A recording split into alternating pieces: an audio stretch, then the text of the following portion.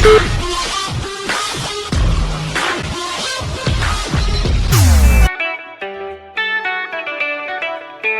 alama, hey alama, noi noi. Hello and welcome to another episode of Crystal One on One. I am Crystal and today we are at Le Chateau Brasserie Belge in Zambia. I am going to be chatting with multiple award-winning director Matt BISH, filmmaker, on the show today. How are you? Good. How are you doing? I'm good. Welcome. Thank you. Appreciate. Thanks for having me. Oh, it's a pleasure. It's a Yes. pleasure. It's nice to sit down with you. BISH is short for Bishanga. You could say that. Yes. Yes. Yes. How did that Bishanga. happen? When did that happen? Was it a nickname in school? Well, look. Actually, I would say my name's most people in school primarily were called me Matthew Tumsime. Bishanga was never a part of it. Okay. That's my dad's name. So then somehow, somewhere, Bishanga came into the picture. How did you Right. start using Bishanga? It was one of those things I was just proud of my dad, you know. I was just like always proud. I say, hey dad, you know, we all you know take the name Bishanga, right? I will have it always on all my documents from now on. Tell me about your parents. My parents. Yeah. My dad, Mr. Douglas Bishanga, and my mom, Eva Suna. She's a Mumbeja in the Kabaka's kingdom. Yes. She quite interesting people, fans of movies, big time. People who introduced me to the movie industry, to the world of movies, early 80s, like 1980. We were heading to Nita Cinema, Odeon Cinema, you know, all the cinemas that we had in Kampala. And we were famously introduced to the Bollywood. Those were the movies we kept watching at the time. Oh my goodness. Yeah, hardly any Hollywood movies. So yeah, what can I say? People who are very strong in their faith, the Catholics. Yes. And Are you strong in your faith as well? oh yeah, yeah. I wouldn't say I'm 100% Catholic. I don't know where to put myself, but I'm a believer. I believe in the Lord Jesus. Yes. So Okay. that's why I Okay. usually prefer to leave it at. Okay. I can go to the Catholic Church, to the Protestant Church. I can go to the Pentecostals. I feel good where I as praise long my as you God. have your connection Yes, with God. yes, yes, yes. Okay. Were they strict parents? Oh yeah, hell yeah, very very strict. I'll tell you what. happened? You know, like somewhere along the way, you know, they get, you know, they feel they have done their job, and now it's up to you as an adult to decide where you want to go. But I'll tell you frankly, it was one of those things that kept me quiet growing up, and it was only my brother Roger Mugisha who was really like standing up to a bit of resistance from my old man being a bit too strict, because my brother brought in when he was bringing in the other faith, you know, the born again, and it was It was hell. it was hell in there. You know, we used to get beat because of his introduction of all this. So So he would was that brother. partake. Yeah, and it wasn't cute having to take a bit of beating because of someone doing something wrong. So it was crazy. So I was like, wait a minute. We need to, you know, change the dynamics. Right now, I need to flee this place. Like, I need to get away. And I was always looking forward to going to the university, so I could, you know, So stay when you there say like they were forever. really strict, was like mass every morning? Let me put it this way. My dad didn't like the idea of us having to go out and play, you know, with other kids. He thought maybe like, oh, going to get contaminated. I don't know. The way he used to look at it, because like he would find you playing and would be like, and immediately you run back home. And so we wouldn't wait for him to come back home. We would just immediately know, oops, it's 5 o'clock, better be in the house. And we'll be there like in a minute, take a shower and pretend we're at table reading. Reading your books. 5, 6 o'clock. So that when he came home, he would find us like in an orderly fashion, like, okay, everybody is. And he's happy, yeah, my children. Well, I wouldn't say he would be happy then. Then it would be like suspicious stories, like, I see you boys have been doing something wrong, right? So, oh boy, it was always crazy. It was always crazy. We had to really run back and forth. You know, it was always on our at So the edge. that's at the the old edge. style parenting that most people remember, where as soon as someone would come home, your dad would come home, everyone would go quiet. Either you go to your rooms or you grab a book. My sister would go under the table, just so she was like, because she saw the panic in us, she was like, "What's going on?" She goes under the table and she stays there. Man. So it was yeah, but again, you would I would tell you frankly, this is it comes with a period of time. This was in a period of time where I think Ugandans had a military kind of presence in them. Like what do you call the character's name in Despicable Me? The uncle something. Yes. Yeah, kind of like rough until softens out at the end of the day. But yeah, you know, we had to take it as it Despicable came. Me. I can't believe you brought up Despicable Me. Do you love animation? Ooh, I'm a big fan of animations. I'm actually planning to do a series of animations, like what you see on the average cartoon. It requires a big number of artists, but I would do small clips, short clips, maybe 2-3 minutes. That'll be exciting. Yeah, 3D, Exciting. 3D, yeah, 3D, Okay. not 2D. Yes. Very exciting. Very exciting. Okay, so where did you go to school? School, I've been to Matale in Koyoyo. That was like I was thrown in school when I was a baby. Was that boarding hardly- school? Boarding school, yes. Oh. I was hardly 5. I just turned 5. Thrown into boarding school. I was quite a mess. They robbed me of everything that I took to school, and I just stayed in my shorts and my slippers. No, as a mom, my heart is just breaking. And my mom saw this as torture. I said, "Oh hell no!" She said, "No. My son is not going back to this school." So then I moved to Kaboja Preparatory School, Mugwanya. That's somewhere Busega up there towards yes. And I was there from my primary 1 to primary 7. And after that, I went to St. Henry's College, Kitovu, in Masaka, where I was there for 4 years. And I then joined Namilyango College. There was an expression just now when you talked about St. Henry's. St. Henry's. Yes. An expression. Huh. Yes. What expression? Was it a good experience or bad It was. experience? It was a very interesting school, mainly focused on sports, where I kind of like tried to explore myself in sports also. You know, to see what I can do. etc. So you tried what? Tried Football? basketball, tried football. I was trying goalkeeping with a friend, Ragadi, who was a good goalkeeper. Really? Oh yeah, that boy was good. So he used to go in fast, and I would try to, but I never got the chance to, you know, because he was that good. Yeah, and I tried basketball. I stuck to basketball. I said, you know what, this and athletics. I tried 200 meters sprint, tried shot put. Our father Ryan, who was the head of sports at the school, was really getting us into this athletic and very professional positions, and honestly he was really good at what he did. And I had actually talent I never knew I had in shot put. Wow. We had almost gone to the nationals and almost go regional for East Africa, but somehow, you know, Ugandans always had a thing about him, and somehow we got cut. Oh. And we didn't proceed. But in Namilango, I pushed for basketball. Then I started weightlifting. I was known in Namilango for being quite an incredible Hulk kind of. But now I'm all toned down. I'm looking after myself in more like a French like.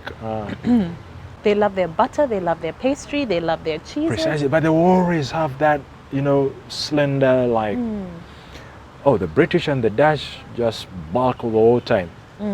But anyhow, so yes, I was known for being the Incredible Hulk. Actually, because of the gym which I had started, they nicknamed me Ozu Olympics. There used to be a cartoon on UBC, on UTV, called Ozu Zoo Olympics. So I every remember time, the Zoo Olympics, yes. So like you see all these characters training to go for, and it was hilarious, right? Yes. So when I brought the gym at Namyango, everybody was like, "Oh, we have to go to BISH's gym." So they would come and lift, and we had really bulked. And I was made a prefect in charge of meals at the school, right? Yes, and I was a no-nonsense character. People lined up, looking behind the other's head, so they kept a straight line, and that sort of discipline, people were like, wow, this is. And you're this big guy making sure everyone stayed in line. I'm telling you, there was a point a couple of friends told me, you need to tone down, bro. You know, it's about reading books and going to the university. Nobody's going to remember, nobody's going to like take you on for this that you're doing, but rather for your books, you know. They were like, when you do good, when you do well in books, they'll be like, hey, let's take this brother, give him a good job, let's take this brother. Wow. But when you stay here tormenting these guys because of disciplinary issues, etc., they might eventually carry on. you know, they'll be But like, you had good friends though. I have incredible friends, yes. Because back then, I mean, in high school, not many friends would sit you down and tell you stuff like that. I'm telling you, we are still friends to date. You know, I met so many kids who were in S1 at the time I was in senior 6, and they're like, oh, BISH. Oh. And I'm like, what, you still think I'm that? No, guys, come on, let's. Yeah, it was fun. Chill. School was really good. I think. So you discovered a talent for basketball then. What about your passion for film? Because you said your parents got you into movies. Yeah. Did you ever get on stage and try to act, or? No, actually what's interesting is my interest in film goes way back in 1982. During the times when we used to watch the movies in the cinemas, The Bollywood films? The Bollywood films and a few Hollywood. There was usually a one or two. I remember like the Godzilla movie at the time. King Kong and Godzilla. That was a very famous movie which freaked me out. It was a 1975's movie, but I was like, whoa! Then of course the John Wayne movies. Those were very famous in the 80s. But anyhow, my interest started in 1982, and in 1984 I kind of like started feeling like that was really what I needed to do. After my dad brought a cameraman from UBC, from UTV, what is now called UBC, to film my brother's Holy Communion, right? Okay. Yeah, and at the time that was the Cardinal Emmanuel Nsubga was officiating the whole thing, and I remember I kept looking in the monitor of the camera, and I kept seeing everybody else that was being filmed, and I said, I need to be behind this thing for as long as I can, because I love what it brings to this small thing. How right? old were you then? I was about 9, right? Wow. 1984. So they filmed us. I have a recording of that when it's actually on my Facebook page. Me and my brother Roger Mugisha were dancing. I was 9, he was about 7, and we were dancing, you know, having fun and all.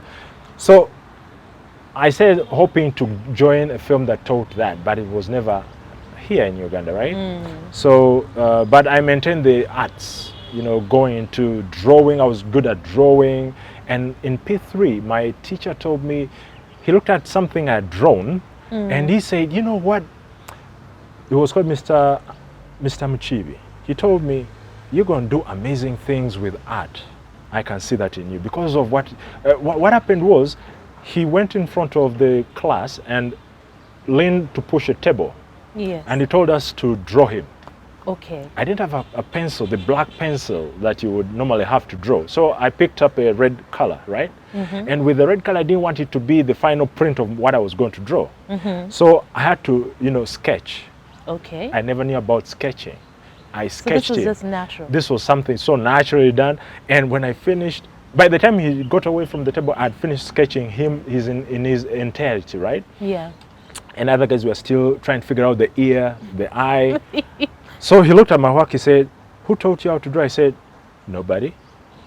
really? He said, nobody. He said, dude, I'll tell you what, with just this simple thing you've done, you're going to do amazing things with images and all in the arts world.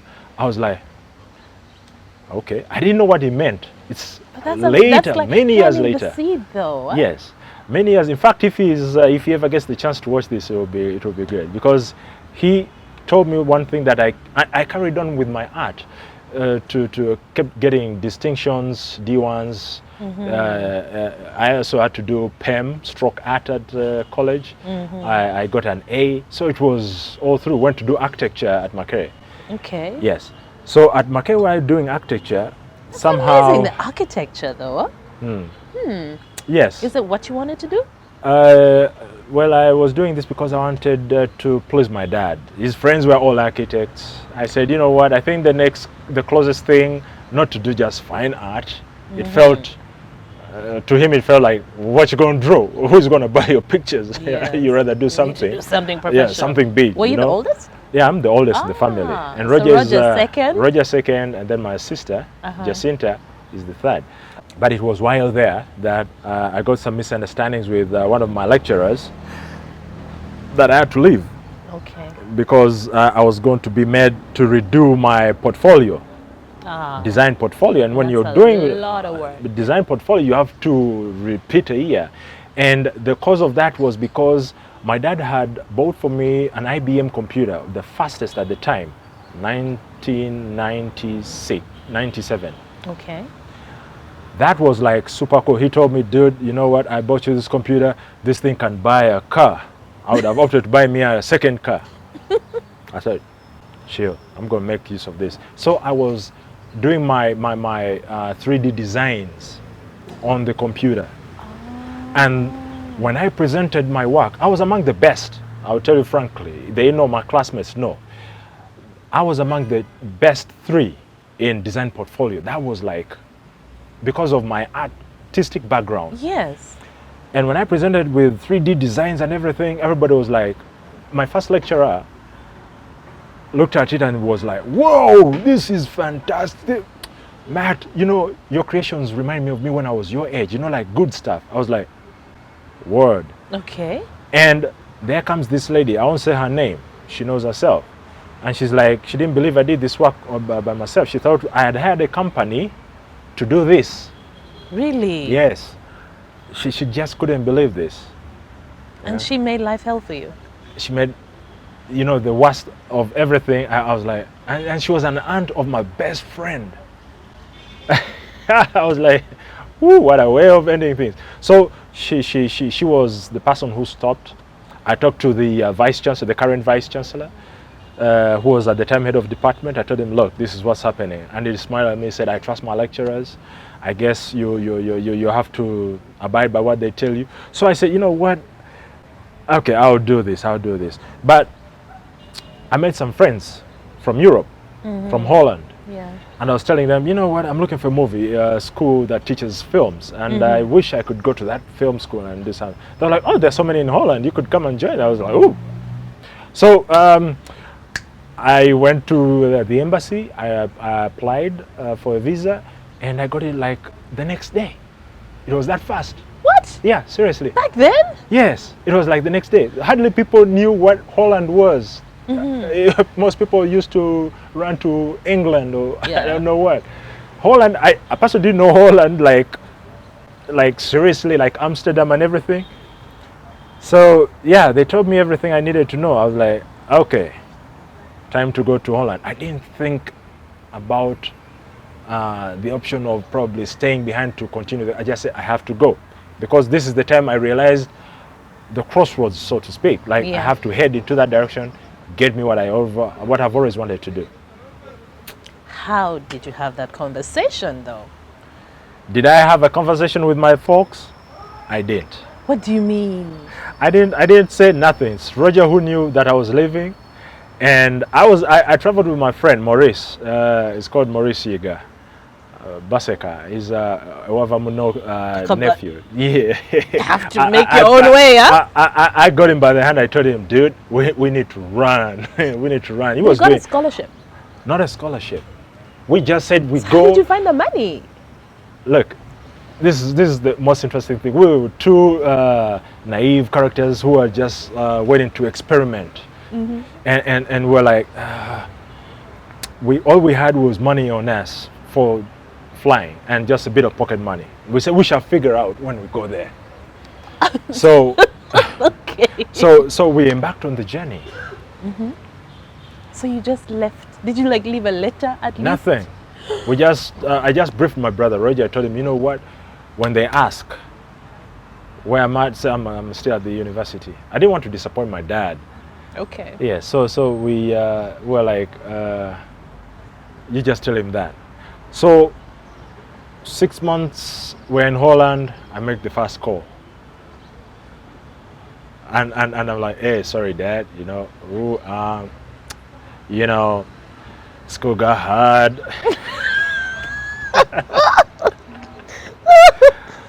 Well, good on you. You found the courage after 6 months. Some people might wait 3 years. It was ridiculous. It was so fun. And how was he? I had to leave, find my way, go into the world. Grow up in the world. Grow up in the world. But don't worry, all is good. All is good. Yeah, I'm finding myself this cool. Right now I'm learning Dutch. Was all good? Was that the He truth? was like, but you should have told me everything. It is who could have figured out something. I said, I know. But like I said, I had to go. And so it was one of those moments where you compose yourself and tell him, but still freaking out, like he could probably get his hand through the phone and pick you up and bring you back home and slap the daylights out of your system, Yeah. So yeah. Wow. Yeah, but again, like I said, his way of grooming us while we were kids made me really, grow bolder strong, and get strong while I was there in a world which had racism of the highest caliber. Like, bang, we ain't going nowhere, we're staying here. So, you walk on the street and people are crossing the other side of the street. You go in the supermarket and all eyes on you, like Big Brother is watching you kind of thing. And it was really upon us to, to interact with these people, and, you walk up to them and say, hey, hi. You try to speak a word in Dutch with them.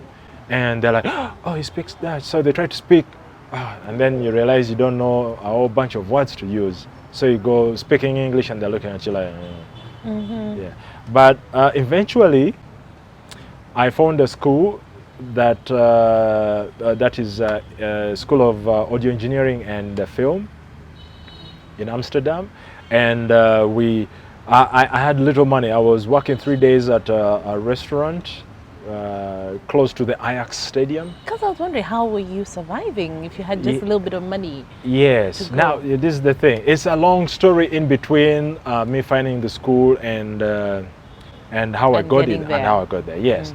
Now, of course, when we got there, I had to find some money, and I had to engage in just jobs here and there, just trying to do this, do that, and get a bit of money. Pretty much call it living underground, right? Yes. Yeah. Because it was a bit rough, I would say, but again, you could survive, right? Yeah. So did you have somewhere to stay? Like you yeah, had a place so to many stay? Ugandans. I don't know. You want me to walk you through all that? No, just checking, just checking. Right. No, but look, the thing is, of course, getting there, we had made some calls already. Who's there? Like, and we were told, we had a friend who was a good friend of someone who knew about our living. Say, hey, when you get there, you call so and so. So that was a good start. He was living in Venlo. That's the southern part of Holland and the border of Belgium. So he received us. He was like, guys, he briefed us what we needed to do, and we hit the ground running. Okay. Yes. Okay. So it was smooth and a little bit rough on the edges, but we managed to. At least you weren't living on the streets. No, we weren't living on the streets. Oh, streets were really tough. We got there in the winter, and it was blistering cold. It was And a shock. A boy from Africa, from telling Uganda, this beautiful weather. this funny thing. Here we were coming from Club Silk, in our t-shirts and jeans, and we're heading to the airport, right? So when we got to Amsterdam, you know, we had a bag and our jackets were in the bag. So the folks, our friends, had come to pick us. You know, the ones we met in Uganda, here at home. So the parents came to pick us from the airport. They said, "I think you're gonna need your jackets." We're like, "Ah, no, we're fine. We're fine. We still have that kabugumu of we came directly from Club Silk, boarded our flight, and we are now in Amsterdam." They said, "Okay." So the doors open. We're like, "Holy shit!" We picked our jackets, zipped them up, and it reminded me of Cool Runnings, the movie, when those chaps got into the real. In fact, it's like my favorite film because whenever I look at that part, I remember our time and I just burst out laughing. It was ridiculous. Yeah. And these folks laughed at us all the way to their home. I can imagine. It was strange. Anyway, so they helped us with trying to figure out for us which universities we should go check on while we are in Amsterdam. And then we parted and we went on to our own thing. How long were you there? So I lived in Holland for almost 8 years. 8 years. 8 years, and I speak and Dutch. School was about what, 3? No, school was just 1 year, Okay. and the other was just internship. Because Okay, I was so you're good with interning. yes, I had kind of like picked an interest in 3D animations, and I stayed there, you know, trying to, you know, put that, you know, get my hands also into that as I tried to help the lecturers.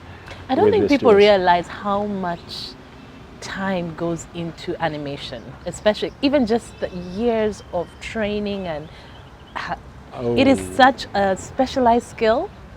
I don't that- think people know that. That thing, you don't play with that. That thing is like serious. It's like you really need to be on your game, like to really understand the dynamics. First of all, you know, there's the modeling, trying to understand modeling. Then you get into the understanding motions or movements of people. You know, every time you look at people, you don't really see how they move. But when you sit and analyze their footsteps, different people have different ways. So, and when you're now designing a character a character is defined by the way they move. Yes. So every time you see, for instance, Tom and Jerry, Tom has a way he moves, right? It's definitely different from the way Jerry will walk. Yeah, it's a bit. Yeah. So there are little things. Or if you're to look at some of the 3D animations, like for Despicable Me, you look at some of these things like Incredibles. Frozen, or all these characters have different ways they move, which is very different from the other, right? Yeah, yeah. Or if you look at Coco, for instance, Coco is a very interesting film. You look at the way the character, the father of Coco, how he walks, he had a very funny locomotion, Yes. very different from Miguel. Yeah. All these are done by an individual artist who will specialize in his particular movement or her particular movement. So for as long as you've differentiated the movement, it's all about the walk in animation that will define a character. Yes. Then all other things come from There. there. Okay. Yeah. So it really it takes a lot of time to put together, because like honestly I've been doing animation for a long time, but I'm still learning. But I'm about to put down some small. You told us you skits. have your plans coming, so we're waiting to see. My daughter's done was inspired me to really engage myself into animations. Really, she's Really? 5. Yeah, She's 5? She turned 5 in July, and like I've been looking for animations for her, and while watching, I've always been like, So that comes back, like I should be doing this. So yeah, now I'm really like on the final stages. That's exciting. That's Yes. exciting. So when did you come back to Uganda? I came back in Uganda in 2005, towards the end. That was almost December. Excuse me, almost December when I came back, and I joined my brother. He had a company in Muyanga called Media Pro Studios. Then I took an office in there and we worked together. He was in the audio department, I was in the visuals. and we did a couple of skits, and then it transformed. I think you started all- with what, music videos in the yeah, beginning? music videos for Irina Mobiru, Bella, you know, the artists at the time, Exodus, a couple of people, Grace Nakimera. It is the couple of people I did for music videos, and they were quite interesting at the time. You're credited for doing the first Yuga Wood feature film. Yeah, so they say. So they say. So they say. Do you agree with that? Well, in a way, yes. In a way, I would pretty much agree, because the definition of film was, as per the definition of film, what was happening then wasn't really your theatrical release feature films. What was being done was very much video on tape, or recordings of stage plays. Ah, okay, Right? okay. Recordings of stage plays, or even if it were not your typical stage or theatrical stage, it could be a set like in front of a house, and the whole drama unfolds in front of you there and there, and so it was pretty much that. Yeah. So, but the real elements of film, you know, integrated within the entire cast and crew, etc., and everything else that you need to have on set to produce a film, irrespective of its quality, were missing at the time. So I brought that, and with just one camera, sound kit, crew, lights, we set out to do this. And it was an impressive film that was very well received around the world.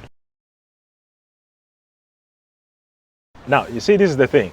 The idea of my first film came from, it was inspired by my brother, Roger, Yes. right? Here I was in 2003 in Holland, in Amsterdam, and I hear he's born again, he's denouncing Satan, etc., blah, blah, blah. And I was like, called him, I said, Roger, what's going on? What's happening? You never heard anything about it Because before. the last I checked, he was the Shadow, right? Yeah. The name we had come Shadows, up together angels, in a and way, we're having right? a good time. Oh, okay. Yeah, the name we had kind of like, you know, put together for before I left Kampala.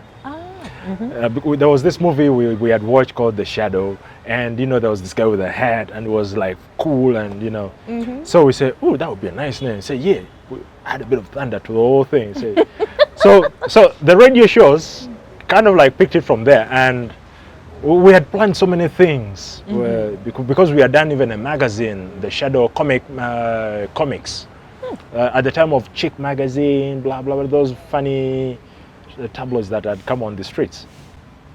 We had done one, there were maybe 2 episodes, and then we shut down. I embarked on my journey.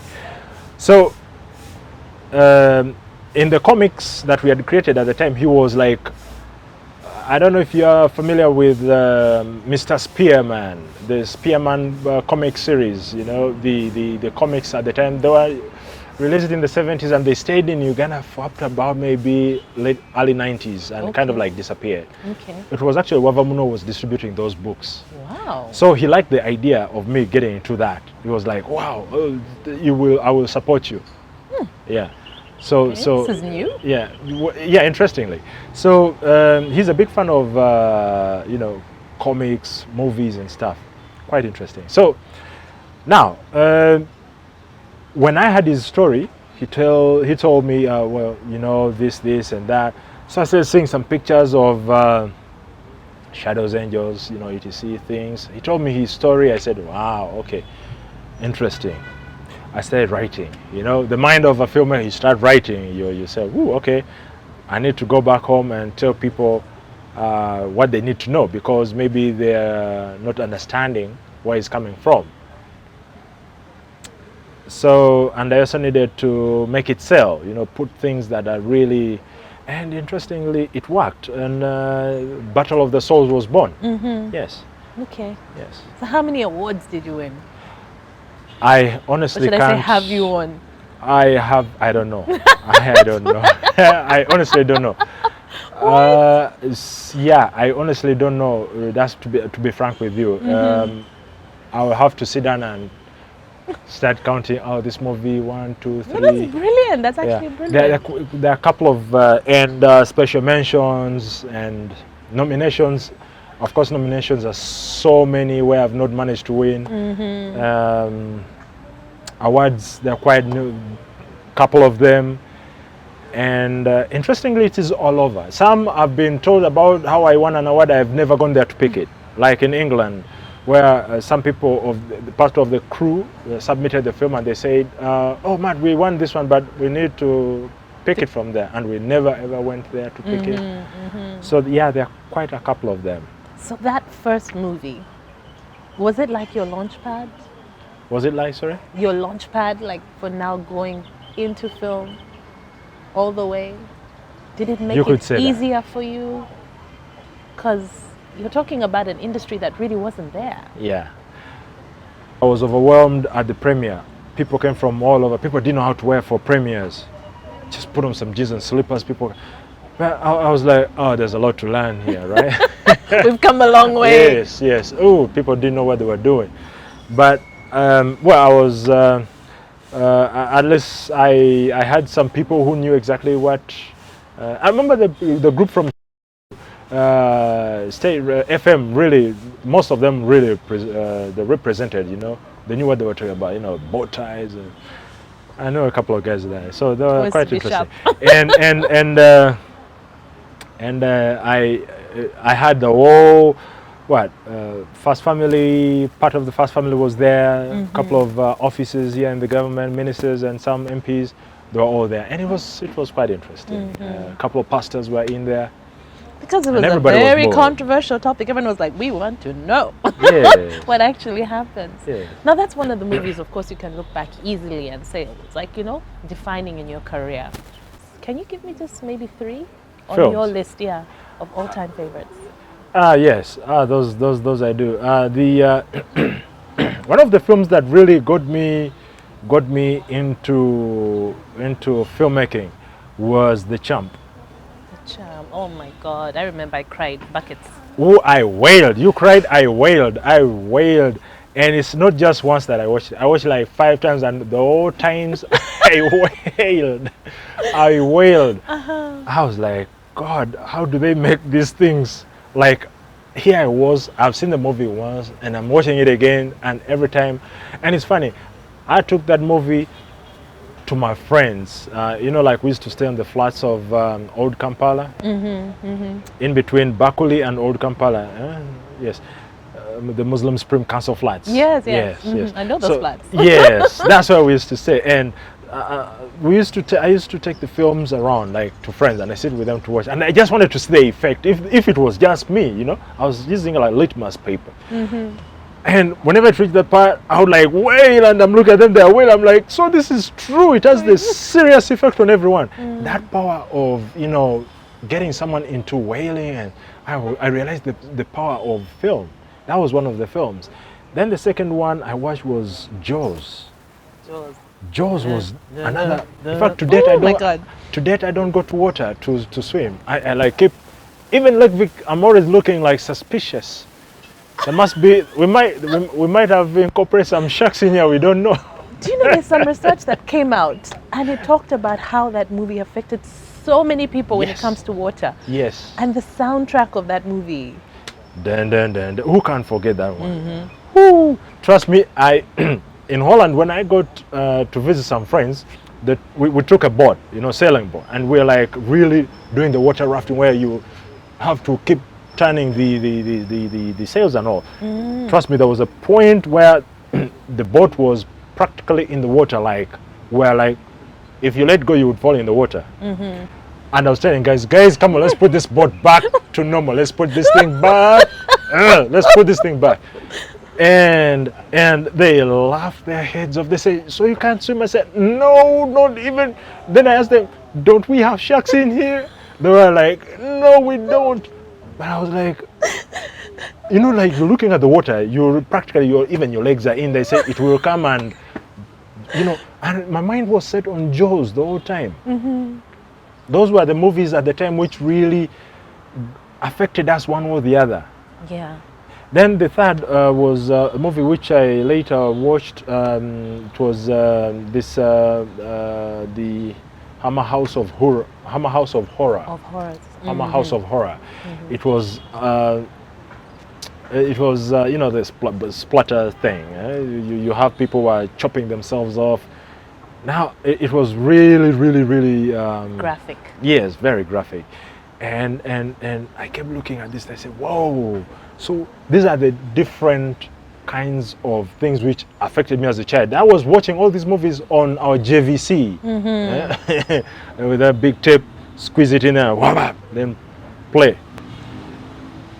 But other than that, of course, these are the movies, the big time movies which I watched in the cinema, which also had an effect. But that's for another Those day are with ones the for you. yeah. But those movies practically made. Of course, there was at the time when I watched Hammer House of Horror was the time I watched Thriller. Thriller. That was 1983, 84, the turn of 84 there. That I watched that movie and I was like, whoa! Now this is serious. So I started looking at the different genres, and I said, so I can tell stories differently. I can make one that makes people cry, make people get frightened of certain things, and also survival from the Hammer House of Horror. Yeah. And also scare the living dead sort of people from the living dead, because the 80s were filled with demons growing and taking on lives of people. That was the time of, was it Halloween or that was later? But I came Nightmare later. on Elm Street. Nightmare on Elm Street, yes. And yeah, all those kind of movies. It was so. And also, of course, the likes of Charles Bronson's Death Wish, etc. Quite a decade of, you know, film. So when you look at the film industry now, Yes. and the years that you've been in, and you know, kind of doing things differently right at the start, do you see a lot of growth? Are you seeing a lot of potential budding filmmakers? How do you feel about it as like a pioneer, really? Yeah. Now, yeah, film has come a long way. That's the truth, and there is definitely growth in the industry. It was at the time when I found it, well, so to speak, it was in a hibernation state. It might have happened, like you would say, Last King of Scotland had been just shot the previous day, the previous couple of months, or I don't know, and you could say, well, Uganda was in the business, was in the industry, but that was not like Ugandan per se. That was Hollywood, right? Yes. So, yeah. Incorporating Ugandan stories. Yes, and again, you could say Mira Naira's Mississippi Masala existed prior to Last King of Scotland. Yeah. And you could as well say that was Hollywood, but this was very much an Indian lady turned Ugandan in one or the other, and I don't know how to place that, right?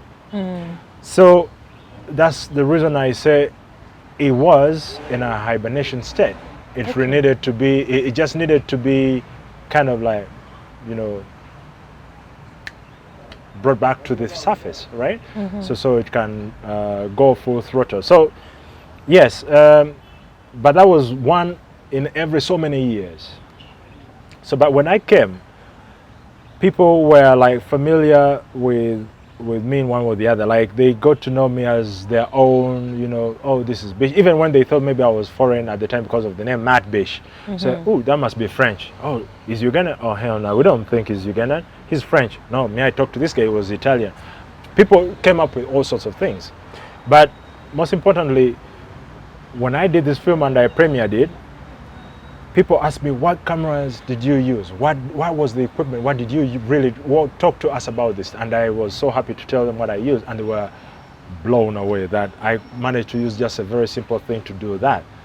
And people looked around for gear, and they all went shooting, and they've never looked back. From what used to be about 3 films every once in a while, it is now hundreds. Yeah, coming out. Now it's, yeah, we now have about 100 plus films in every 2 years or so, like, you know. So yeah, it shows the growth. This has been what, almost 13 years. So you have Ugandan 13 years. filmmakers actually telling Ugandan stories. If anything, they argue. I mean, we've seen a lot of like the big stories coming out of Africa, and people are always saying African stories need to be told more. Do you think we still have a long way to go? You know, this is the thing. Yes, there is. That has been said a lot about how we need to tell our stories. It's true. We also need to tell them well. You know, it's lacking in many ways. As much as we need to tell our story, we need to tell them well. If somebody comes from, say, Europe or the US and tells an African story, people are going to question, why do these people have to tell our stories when we can? But who is in that position to tell that story right? Then you go back to the roots of it, of the whole thing. Like, okay, how well can you tell a story well? Do you have what it takes to stand and command this entire team of people? Did you, you know, it requires a bit of education. Like, for you to know how to run things, you need to have some schooling. The education which most people usually confuse, they think that you always have to go in class and sit, and that's the sort of education. No, it now comes in different forms. You have to be either to have learned it off the internet, right? You've been reading books and doing some practice. You've been going with, you know, getting some tutors from, you know, people who are around. Workshops. There's too many forms that you can get some sort of schooling to understand this, and then it requires you to practice by doing shots so that you grow in this thing and know exactly how things run, what language to use, etc. Now when you bring professionals from abroad to come and shoot this film that you want to claim is yours, etc., here's someone who will try to tell the story, and by the way, a lot better than you would probably. And then you go grumping around and say, oh, why are they telling our stories? Let them. They have retold Idi Amin in different ways. And the films have won awards here and there, you know, and they're quite interesting to watch. Now, for me, I would just only let people know, like, they need to really step up their game in the schooling so they can really, you know, get in the flow, you know, like get in there and do this thing. Otherwise, they'll be wasting their time keeping on yapping on. We need to tell our stories. So what are you doing about it? What are you doing about it? We need to tell our stories. You clearly heard this a lot. It gets to a point where you go like, oh, wait a minute, no, Here come we go on, guys. again. How long are we going to wait? Really, honestly, let's look at it realistically. Get your one camera. Look, and figure it out. exactly. Starting there. First of all, we have a country that is having issues every corner, right? We are still taking so much time trying to put in place a film commission. Kenyans have already put that in place, and they are actually on the road to present more films for the Oscars. And by the time we get to that point, it's going to be a couple of years. We've been in the corridors of the ministries trying to lobby for this thing, you know, and it's taking a snail speed to get whatever we want from these people, and it's ridiculously painful that we're losing so much, because with this we do not have in place the international treaties, you know, film treaties, where we need to get co-productions. You know, like we say, okay, we have a treaty with Italy, we can always hire some producers and do a collabo. We say, hey, you know what, producers from there, producers from here, let's do this great film. There's so many films to tell. Those are the stories, our own stories we need to tell, that are waiting for us to put in place a film commission so that we can get this sort of funding and co-production so that we galvanize this thing. But that is just holding This us thing back. is holding us so back, we are suffocating, you know. So we won't wait for long. we have to do what we have to do. That's why sometimes I produce films. No company, I've never had a corporate company sponsoring my films. I've always been putting my own money in my films. The last film, Bella, that I did had this. It had an input from God, what's Kampala Casino, right? Kampala Casino. I talked to them. My wife talked to them. She was also producing the film. She talked to them. Look, we want to advertise you, because you're not supposed to be advertised, but we need to make your place known to the rest of the world that you exist. Kampala Casino, the only casino you come to when you're in Kampala. Yes. They liked the idea, and they supported us. They availed us the premises and gave us a bit of money. We appreciate. That was the only people who understood what this thing is all about. Everybody else went to sleep, and they don't know the power of film. Like we talked about the power of the film, the earlier films that had an effect on me. Film will forever be one of the most punching things that will, project yourselves way sky high, like it did for the Mini Cooper in the film Italian Job, right? Yes. Once that film was released in 1975, the Italian Job, Mini Cooper sales went up by 75%. You can Google it, you'll get the facts. And those people understood the power of product placement. You talk about product placement. We have people who are learned in this country who sit behind the so-called I'm a marketing whoever in the company. I run the finances of this thing, and they don't know what product placement is all about. Maybe they will think, film in Uganda, we can't put money in something which is substandard. Okay. Maybe not. Maybe it's still wanting. But those who have seen what we have done, many young people here can do good stuff. In fact, many have done short films that are so beautiful that you would wish they do feature films, but they just don't have the funds. Money is not. I'm lucky that I'm able to play around, and my wife lets me play around with the money that we've generated in the company for films. Okay. Is your wife a partner in your company? Yes, she is. How long have you been married? We've been married 7 years. Celebrated September. Sorry. We celebrated our anniversary. We might have to edit that out.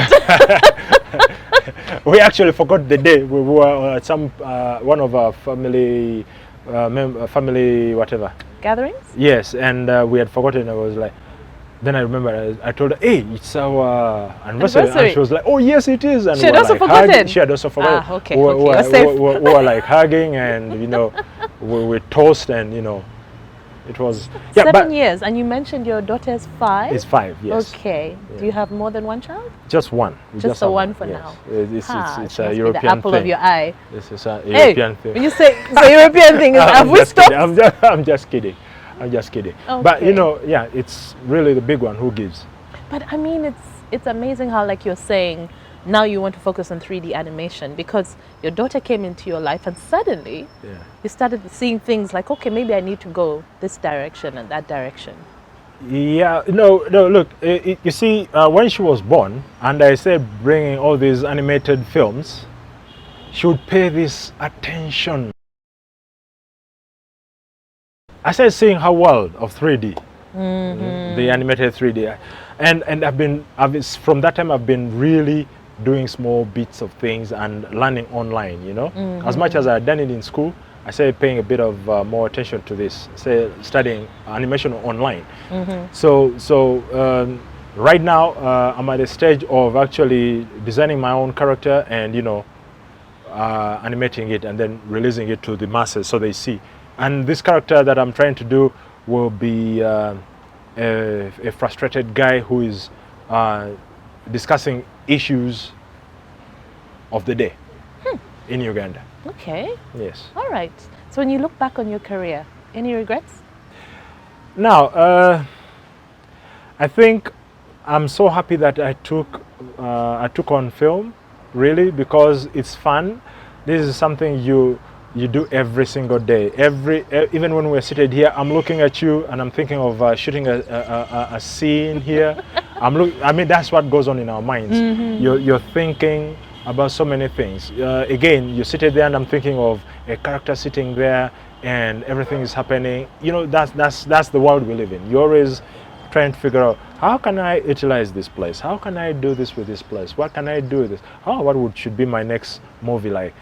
These are the things we are doing every day. And it's amazing that people have responded also well enough, not what I would have really wanted, but it's a start, you know. Everything doesn't come at this, you know, one go. No, it comes slowly. And we have a lot to get Ugandans into cinema culture, you know, cinema going culture, because they are lacking here. They'll go and watch hesitant. international films, but when you have a Ugandan movie in the cinema, people generally don't tend to really step out. They don't, and I hope they do. I really hope that they do, because there are so many interesting stories that people have managed to put together in film, and but I'm hoping that you know, this has prepared me well enough for bigger films that are coming up. You know, there are really big projects that I'm lining up that should be, you know, coming on our screens very soon. Okay, that's exciting. And we've talked about film, that's your passion. I'll ask you one last question. Yes. Who is your all-time greatest director? Ha! All-time best director. Quentin Tarantino is one of my all-time. I got a whole bunch of them, but look, this guy, Pulp Fiction. I love his Reservoir movies. Dogs, was it? Yes, Django Unchained. I mean, you look at what's that? Was it 8? From Dusk Till Dawn also? Yeah. Yes. I Man. mean, But there's a bit of... He's done about 8 movies in his career. 8. Just 8? Really? Yeah, and it's funny. It's 8. You know. And when you start listening, you go like, hey, wait a minute, actually there are 8. And he was talking of actually that his 8th was like his last. I was like, no. But hopefully they will let him. He will let himself, you know, shoot some more. But you know, because I love his turns and twists and things, and you know, they seem raw and real. But other than him, well, I have the likes of James Cameron, Steven Spielberg. Yeah. Jaws. Yes. So, and also the likes of. Wait a minute. What's his name? What's his name? Which one? Eastwood. Clint Eastwood. Eastwood. He's fantastic. He has a real gritty honesty in his films. Oh man, Clint is so good. He's so good. Yeah. Okay. Then you have Spike Lee and... There's so many. Yeah, there's so many. I was throwing at you to see if you could pick one, because that's the hardest thing. It's one of the hardest, because each one has something they've done that contributes to my understanding of film. And, you know, it plays something in the way I see film. Yeah. Yes. Okay. Well, thank you so much for coming on. You're welcome. And talking about your passion. Yay. Yeah, and what you're working on. We wish you all the best. Thanks.